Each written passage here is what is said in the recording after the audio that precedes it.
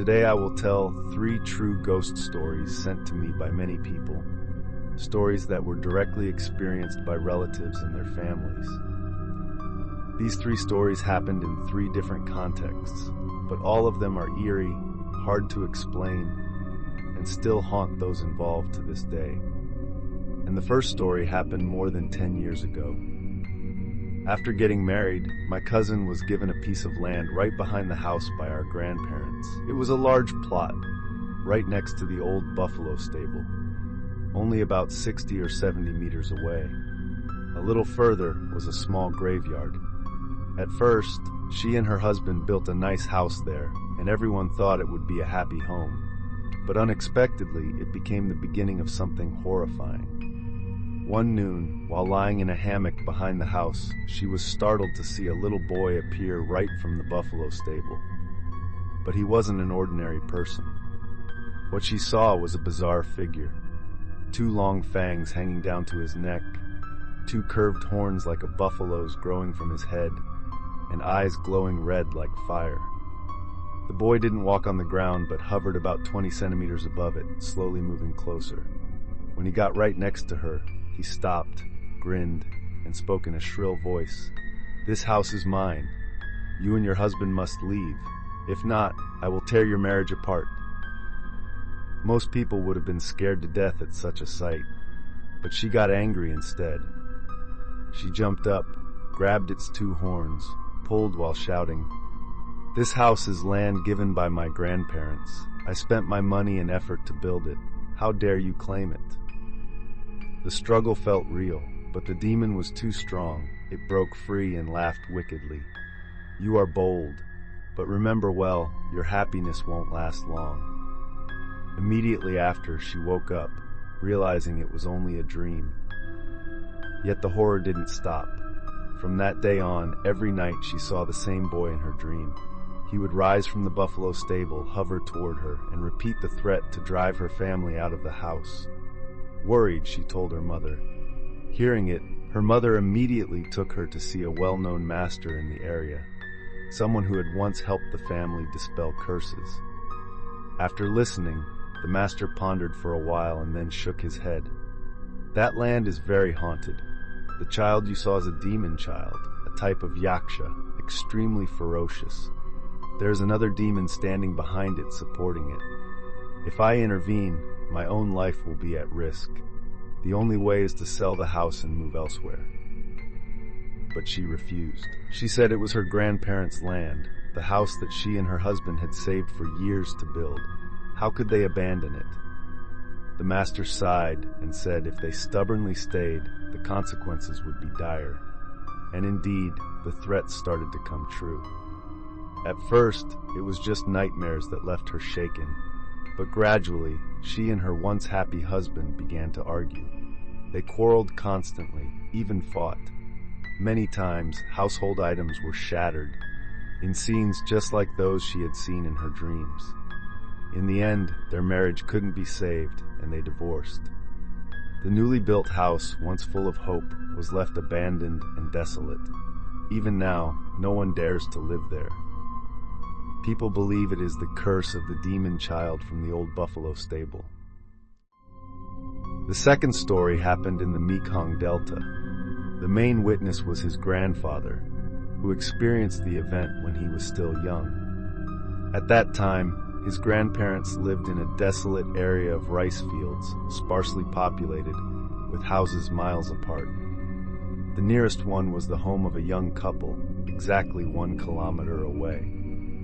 Back then, the war was still fierce, and the husband had been drafted into the army, but he didn't want to go to the battlefield, so he went into hiding, leaving behind his pregnant wife to live alone.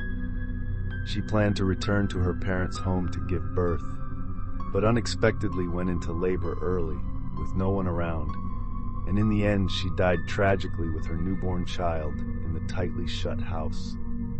A few days later, the neighbors began to smell a foul odor, but thought it was a dead animal nearby. It was only when his grandfather had an encounter that the secret was revealed. That night, the sow at his grandparents' house was in difficult labor. His grandmother remembered that in the garden of that woman's house, there was a kind of leaf that could help the sow deliver more easily, so she sent his grandfather to pick some. Alone, he carried an oil lamp into the night, following the trail to that house. From afar, he could already smell the stench of death. While searching for the leaves, he suddenly heard a lullaby echoing faintly. In the middle of the night, in the vast emptiness of the fields, that piercing sound echoed chillingly. Then came the sound of a baby crying, mournful and growing louder. His grandfather's hair stood on end, but he forced himself to remain calm and walked toward the front of the house. As he approached, he saw a horrifying sight. On a guava branch right in front of the yard, the dead woman was sitting, cradling her newborn in her arms, rocking it back and forth while smiling, her eyes staring straight at him. Terrified, he grabbed the lamp and ran straight home, recounting everything to his grandmother. The next morning, his grandparents and some neighbors went to investigate. When they broke open the door of the house, the scene appeared exactly as he had guessed. The woman was slumped dead in a pool of blood, the baby also lifeless, their bodies already badly decomposed. They were buried right behind the garden. From then on, when night fell, no one dared to pass by that house again. As for his grandfather, he never forgot the night when the spirit of the mother and child appeared to frighten him, a memory that haunted him for life. The third story was told by his grandmother. It happened when she was still young, at the time when his mother and uncle were still little children. In those days, his grandfather had been orphaned early, so when he married his grandmother, he lived with her parents.